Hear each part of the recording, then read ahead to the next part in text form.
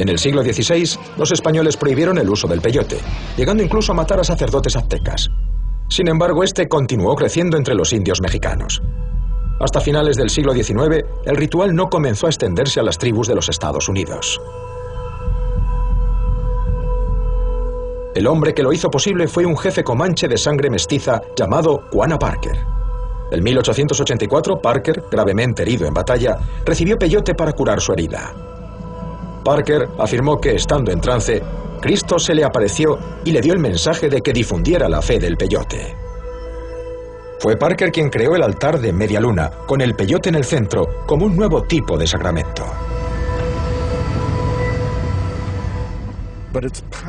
Sin embargo, el crecimiento de su poder se cimentó en que, coincidiendo con la decadencia de las costumbres tradicionales, la práctica extinción del búfalo de las praderas, el olvido de la sabiduría de los ancianos, la prohibición de la danza del sol y la pérdida de todas las prácticas rituales que habían hecho de esta extraordinaria cultura de las llanuras algo tan majestuoso, se trataba de algo que ofrecía un nuevo rayo de esperanza, una visión de Dios, una nueva posibilidad de vida misma. A pesar de los esfuerzos de Quanah Parker, la ceremonia del peyote continuó siendo ilegal.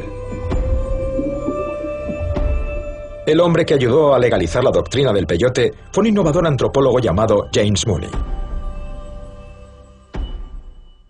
Este tipo, James Mooney, alentó a la nación Cheyenne y Arapaho a constituirse en iglesia. Si lo llamamos la iglesia del peyote, la iglesia nativa americana, se trata de una doctrina del peyote. Es una doctrina nativa tradicional, pero somos una iglesia para complacer a los misioneros blancos. Y así se quedó. Cuando Schultes llegó hasta los Kiowa, la gran Norteamérica blanca o bien no tenía conocimiento del peyote o bien era hostil al mismo. Así que los norteamericanos que estaban a cargo de las reservas intentaban acabar con él. El peyote se mantuvo en la clandestinidad, ya que seguía siendo ilegal. La Iglesia Nativa Americana se constituyó formalmente en 1918, con unos 20.000 miembros distribuidos en varios estados. Pero la oposición del gobierno continuó durante décadas. La primera ceremonia del peyote de Schultes fue una revelación. El cactus se utilizaba como herramienta de curación, una especie de oblea de comunión para acercar a los participantes a Dios.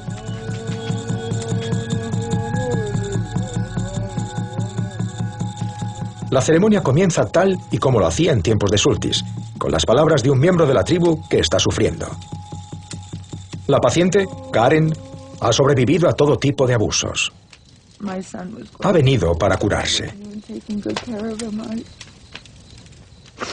Es lo que la gente hace para sentirse bien, para distinguir entre sentido y sensación, para curarse cuando están enfermos, para equilibrar su energía y sus espíritus cuando están deprimidos.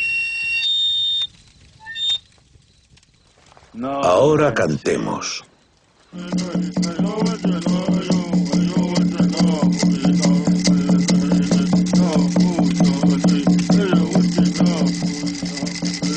La copa del cactus del peyote se corta y se seca.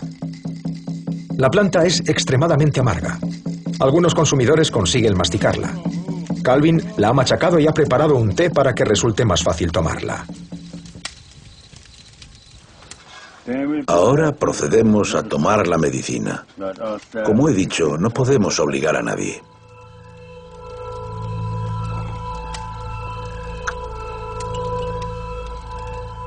A lo largo de la ceremonia, los participantes consumen el peyote como sacramento.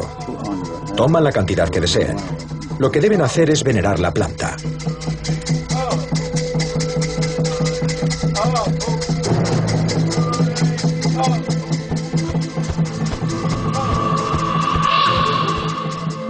A veces, se toman cantidades simbólicas tan pequeñas que la planta no tiene efecto físico alguno. Pero si se considera necesario para la cura, el acompañante y los participantes consumirán lo suficiente para inducir una potente experiencia psicoactiva.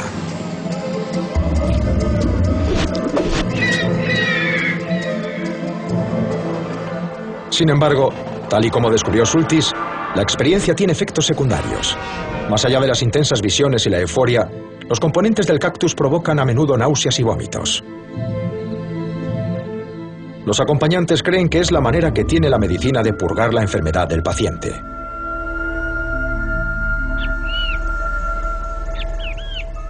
Al amanecer, el peyote comienza a desaparecer.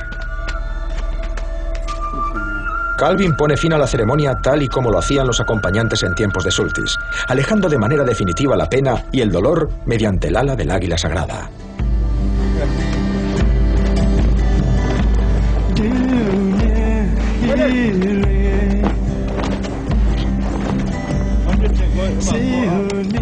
En las primeras horas de la mañana se desmonta el tipi y se elimina toda señal de la ceremonia.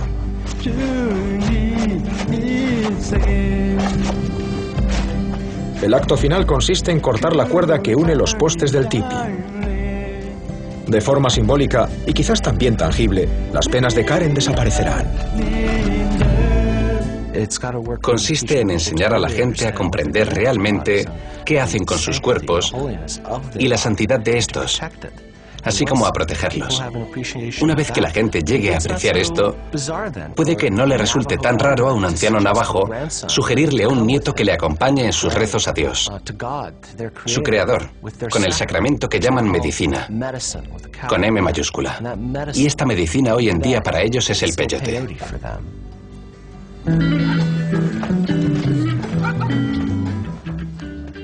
Aquel verano en Oklahoma cambió por completo la vida de Sultis.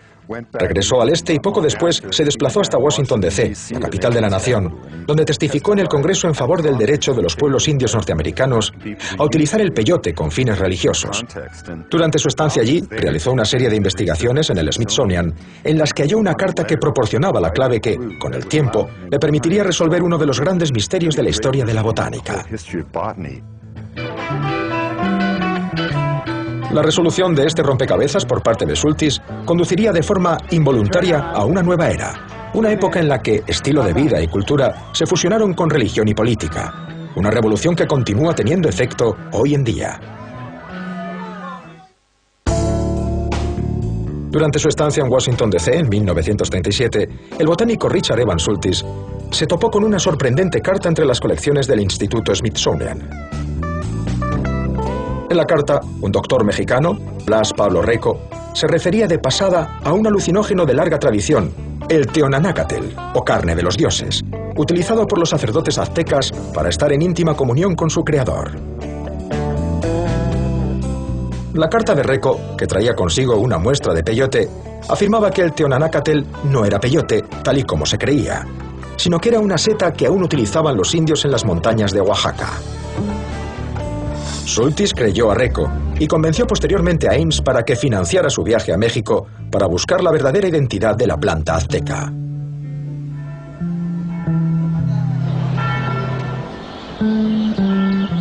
He venido hasta aquí para seguir el rastro del misterio. La carta de Reco fue la clave para resolver el puzzle, porque insinuaba no solo que el teonanácatl era una seta, sino que estas setas se seguían utilizando en ceremonias en regiones remotas de México. Sultis se puso en contacto con Reco, quien le envió muestras de las setas en 1937. Sin embargo, estas llegaron en tan mal estado que no se pudieron identificar científicamente. En consecuencia, Sultis decidió viajar él mismo hasta México con el objetivo de encontrar cultivos de estas setas, si es que existían, de tal modo que pudiera recoger muestras adecuadas que le permitieran identificar por fin esta misteriosa planta sagrada de los aztecas. Así que vino en autobús de línea hasta México, donde se encontró con Reco.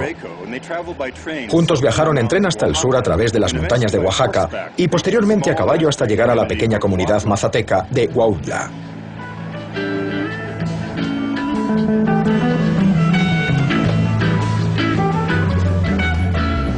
Estamos saliendo de la ciudad de Oaxaca por carretera para viajar 320 kilómetros hacia el interior hasta Huautla, donde las curanderas aún practican sus ritos sagrados transportando sus pacientes hasta reinos supernaturales mediante setas mágicas, un término que aún no se había inventado en 1938.